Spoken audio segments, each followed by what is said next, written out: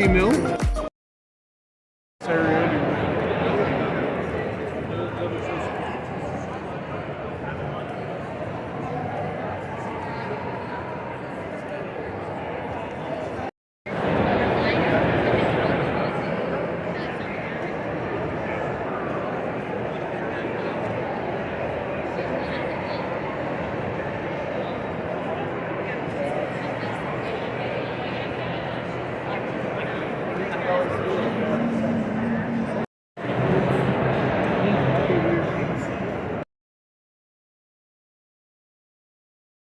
I thought the film was beautiful and glorious, and Guillermo produced it.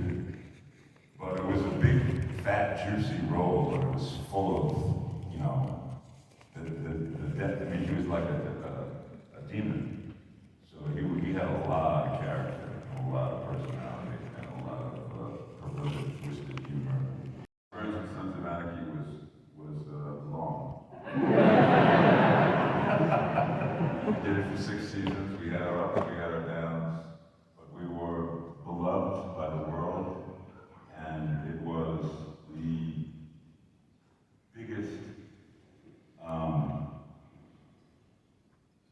uncompromising success I've ever been involved with. It was a complete hit, you know.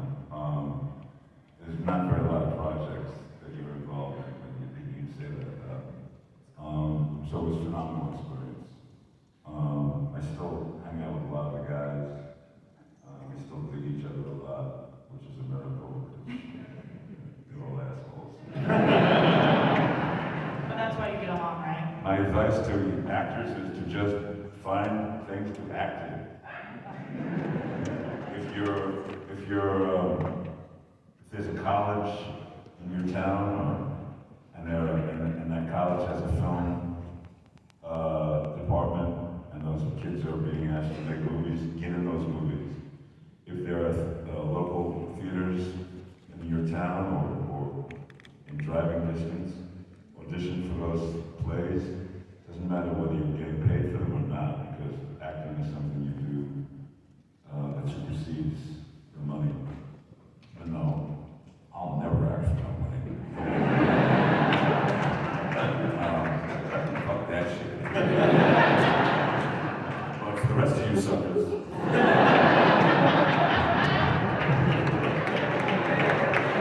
I don't know if you can repeat that to your children, but Remember your third grade class there. Ron Perlman says, fuck that shit.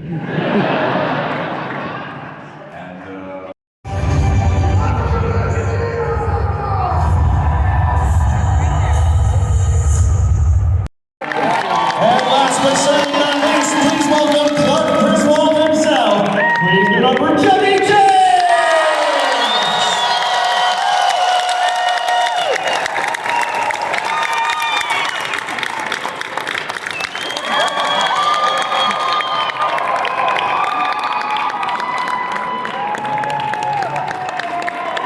Keep it going, Fan Expo dinner for Chevy, Michael, and Dina!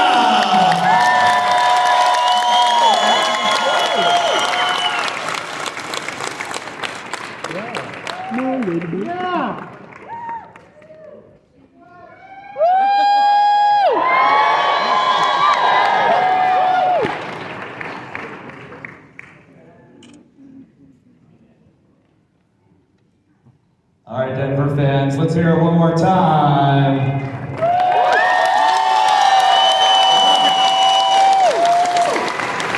Y'all, it is summertime, and it is also the 40th anniversary of the original Vacation film. Give it up for the 40th anniversary, let's hear it. Thank you very much. I appreciate everything you do. And, you know, this guy, forgot his name. Anyway. Anthony Michael Hall. That's it, Anthony. Don't they call you Tony anymore? Oh, it's Michael. We used to call you Michael. That's right. The height of humor, 1782. Oh no, we lost Jimmy Jason. But you got to witness it live here first. Talk to us about the longevity Working up our day jobs, huh? Holy shit, that was not so good. That's the top one. I love that you bring that song, Dan, because the music is such an important part of the film, and it's a way that families bond, right? The opening scene is Ellen and Clark singing songs to annoy their children or to bond with their children. Yeah. Oh, my favorite moment too is when Beverly and Chevy are in the kitchen and they're having a parental discussion about the upcoming trip, and Chevy's being handed the dirty dishes and he washes them, wipes them, and then puts them right back in the.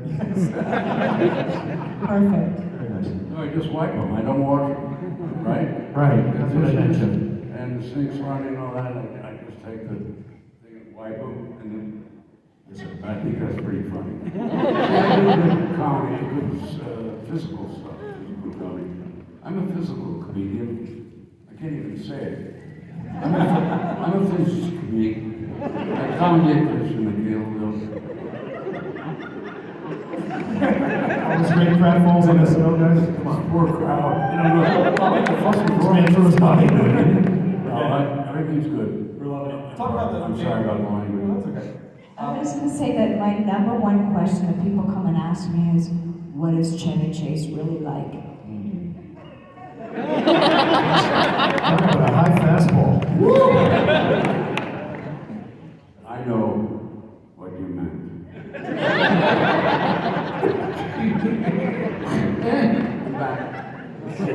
This is a family though, right? You talked about family, Chevy, at the beginning being the important theme of the movie, of the films. And this is what families are like, right? They disagree, they argue, but at the end they all get through it together because they love each other. When rewatching the film this Will you week, mind your own business? What do you know about our family? I've watched it so many times. How many times have you seen it? Like, make some noise if you've seen it over 10 times out there.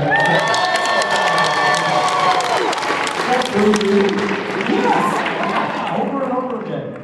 And recently, so we all love it for that reason. And you all portray that so well on screen. I want to talk to you both first, just about coming in as young performers, young actors. What was it like being in the presence of Mr. Chevy Chase? Did you know about him coming into it? Yeah. Well, I was lucky enough to have Michael Hall, Yes. to school me on who everybody was. Because as I was, it's like John Candy came on. Did you say to screw me? What the heck happened here? Schooled me, but you Your can mom's say kids. schooled. Schooled me. Yeah. But it's like, I really didn't know much, because, being 16, I didn't. Sure. He was such an aficionado on everybody. He quickly taught me who everybody was from M.G. Coco, who we missed desperately. John Candy, Yes. Eddie Bracken. He's like, you know who these people are. He was so up on everybody. It was fantastic. I was a kid, thank you, Dan. I was a kid who grew up in the 70s, and SNL was so important. I used to get permission to stay up there. Gilda, and Belushi, all the greats, so it was honestly a privilege and an honor. And I just looked up to Chevy, I still do. I feel 14 in this present still. Thank you, just farted. Something wafted. I saw you shift. It was an air biscuit, Chevy, just for you. So what's, So for you, Chevy, then with these child actors coming in, how was it working with them on screen? Because it seems like you're a family. We believe you as a family on screen. yeah. He's a homosexual. Did you feel like you were there as a role model for them, or did they come in and just A role model. Yeah, I paid no attention to him. Don't push it, about Mike. me. Are you kidding? If I had to have a scene with them, I'd take that, $60. Come on. No, they really were kids. How about, what I loved was what we sing on a rock or something, you and I were talking. Yeah. And my glasses just sort of fell like, they just sort of end up like, Yeah. like this. Like that. And I continued, and you just and you just behave as if nothing was wrong. I forgot her name, which is great. You and Audrey. That's right. Yeah. You and Audrey. Audrey. Well, it's funny you mentioned that. One of the most iconic scenes, right? The father-son talk on the rock after the car crashes. being from SNL, how much of those moments, like the glasses falling, did you just let happen? Where they improvised, you were just trying things out and seeing Yes. how it landed? Totally improvised. Yeah. When you think I could make it happen, it just happened. Yeah. I was shaking my head or something, and I thought, let's keep going. Yeah. It must be one of the funniest things to see. Oh, so good. People laugh, and that's what I do, make people laugh. Now, I think laughter is really insignificant in our lives. Wait a minute, I didn't say that. No, I think it's the most important thing. I mean, honestly, for all of you, whatever the trials and tribulations are in your families, et cetera, between young ones and older ones and all that, if you laugh together, it gives you perspective. Yes. Sense of humor is a sense of perspective of what's righter and what's wronger and what's good and what's bad. But that's what it's all about. So if you have the laughter, you have the perspective, and you have good families and good people around you. Good night.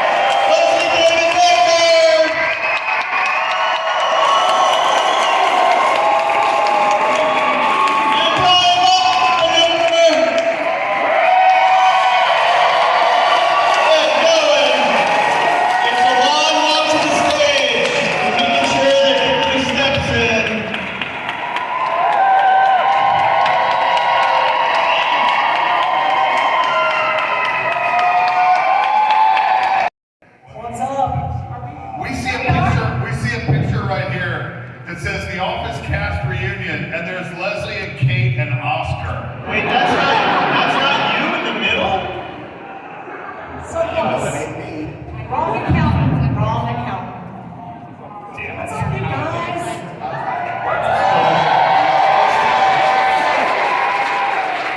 Just Photoshop your face. It says it right here. Really stupid question that Brian has never heard before. Come hither. There you go. Well, don't walk. Come on. There you go. Congratulations. So, if you ask a really weird and stupid question, you might get a W award. Alright, we'll go here. Hi. Yeah, that might be me then. So I have never seen an episode of The Office. Wait, you've never seen? Security. Out! Get this man out of here. Is there the one episode that I should start with? Oh. Or I guess, can you take the binge? What? I've never seen an episode of The Office. So what would be the episode you'd recommend I start watching? The first one. Guy doesn't hear what I said. The first one. Thank you for the question. Thank you. Do you have help walking to your car? Because you might get jumped after saying Yeah. All right. He doesn't even know what a dummy word is. Go ahead. Hi, my question's for Brian. I want to know how many takes Hi. it took. How many takes did it take for you to do the spill the chili pot? I'm hungry on the floor rolling around in the chili.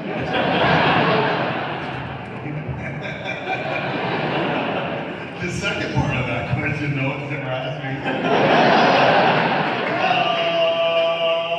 One take. One take. It's all I ever need.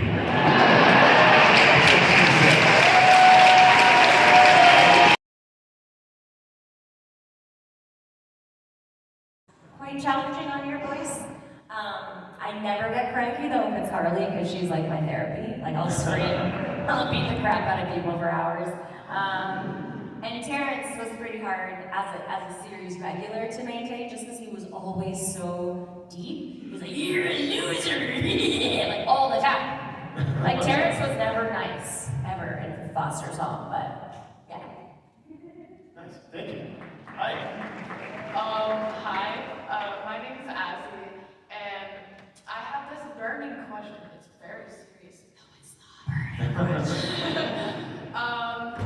So if Raven met Twilight Sparkle, what would be their interaction? Like, what would they say to each other? This is a burning question. That's good. Yeah, I like it.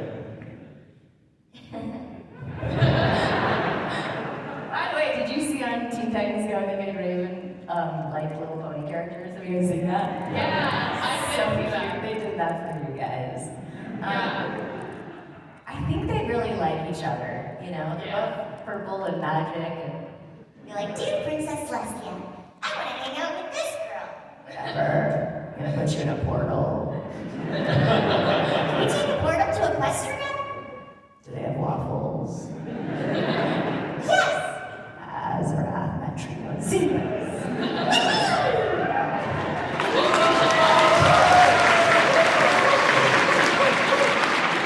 A few years later, like, "Dear Princess Celestia, Raven stole my boyfriend." Whatever. Hi. Hello. I'm curious to know if you're doing a role and if you've ever experienced any challenges either getting or staying excited about a role for whatever reason, if there is a strategy that you use to overcome and get really passionate about the role. If I'm not excited about something, is that what you're asking? Right, like for whatever reason, if it's like a really long part or a long series and the magic wears off or something. That's like a fair question. Like, there are certainly roles that are more fun to do than others. And sometimes I'll get cranky if I read an audition and it's like a long audition and I don't think it's very well written or it's like not a great idea. But you still want to read for it because from audition to series, often the scripts change and you never know if something's going to be a big hit. Like, to be perfectly honest, I didn't know Powerpuff Girls was going to be a big hit when we first started. I was like, I don't get it, we're like being chased by broccoli, like, but you know, it's so much fun to do that show. It's a huge, huge hit. But there are certainly ones that I don't look forward to as much as the ones that are really, really fun to do. But that's a fair question, right? Like, not everything you're gonna do is gonna be, this is the best ever, this is the best ever. There's gonna be times you're like, oh, I like doing Raven a lot more than, you know, like you said, maybe an additional character or something like that. But there's never a time where I'm like, oh, I really hate my job. It's really a wonderful, wonderful career. Yeah, absolutely. Thank you.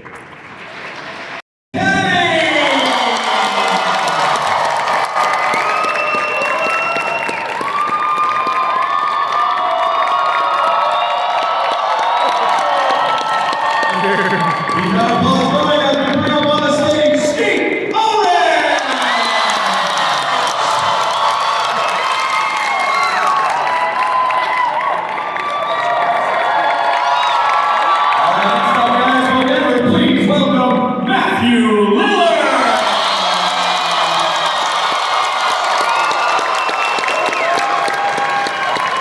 And last but certainly not least, please welcome City Prescott herself, Nev Campbell!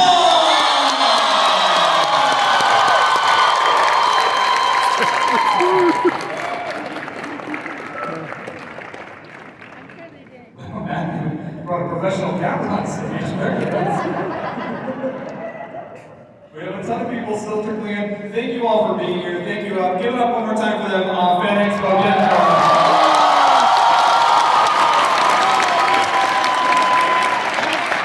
They're saying, yeah.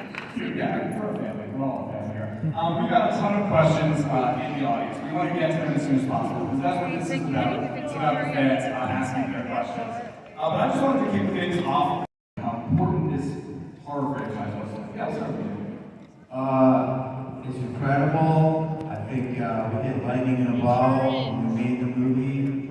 We were this little movie and we just thought, well, maybe we can do good on video. And so much to say, but this is incredible. And it just hit lightning in a bottle. And here we are 27 years later. It's incredible.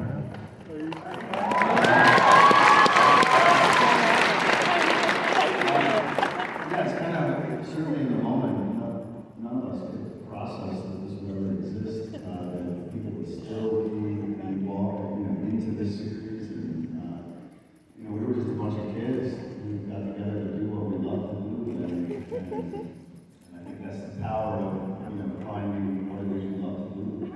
And you never know what will happen. So, thank you all. Thank you. From behind the curtain, come on in, let's support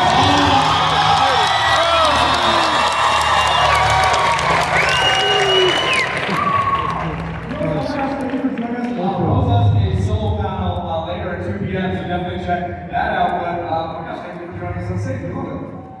Hi, everybody. Forever, literally.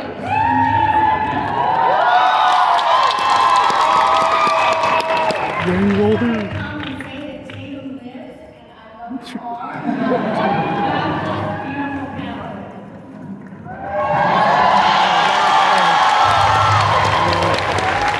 Don't forget, Rose will be at the table all day. Is also doing a solo panel, so for all you Rose Beyond fans and those any Charm fans in the building out there,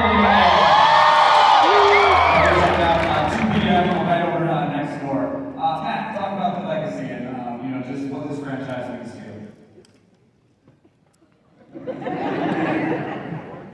First of all, it's very humbling that so many people should know.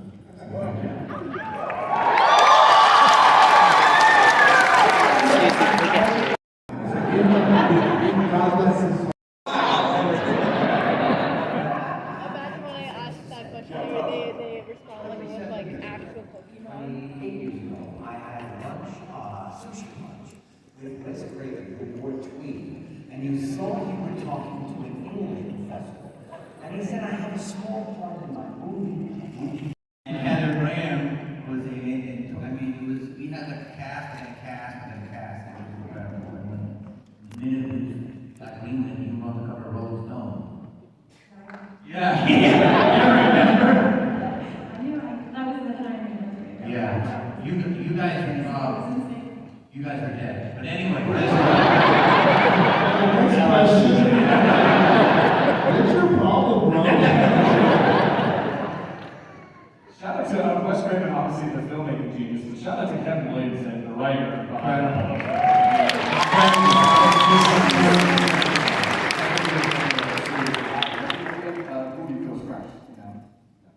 They're like incredibly, clever.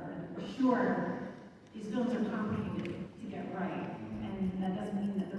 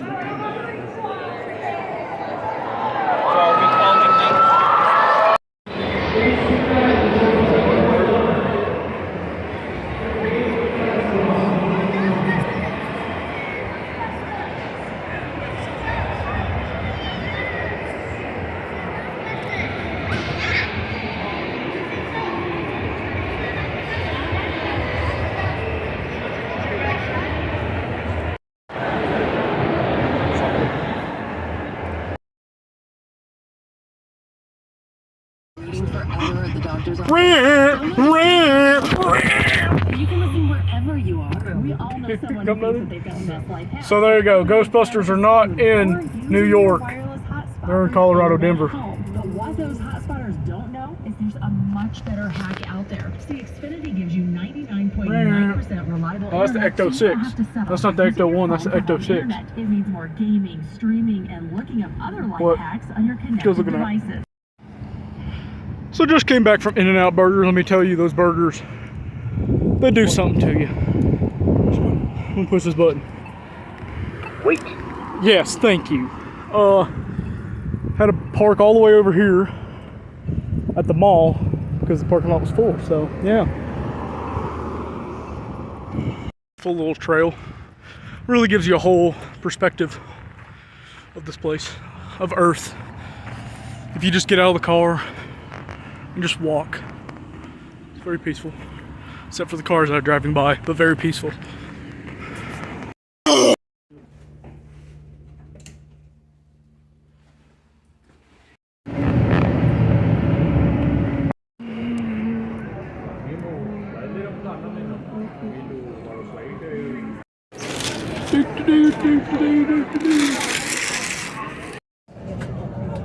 Finally made it.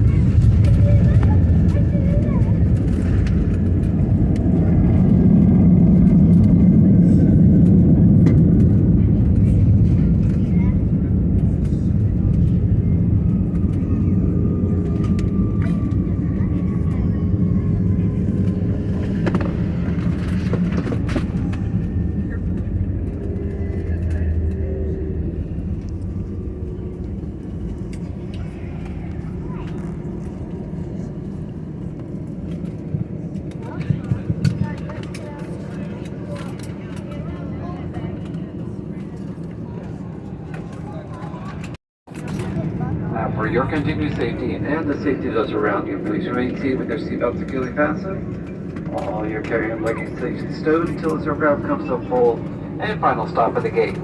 Once the captain has turned off the fasten seatbelt sign, this could be an indication that it is safe to get up and gather your first belongings. And use caution when you open up those overhead bins. Items tend to shift during flight.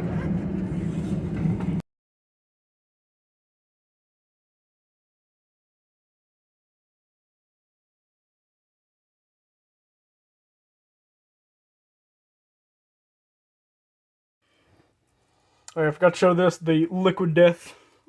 So far, 3 people answered that poll I put out, the little pop quiz. You guys got it right. The liquid death was what I was drinking in that video.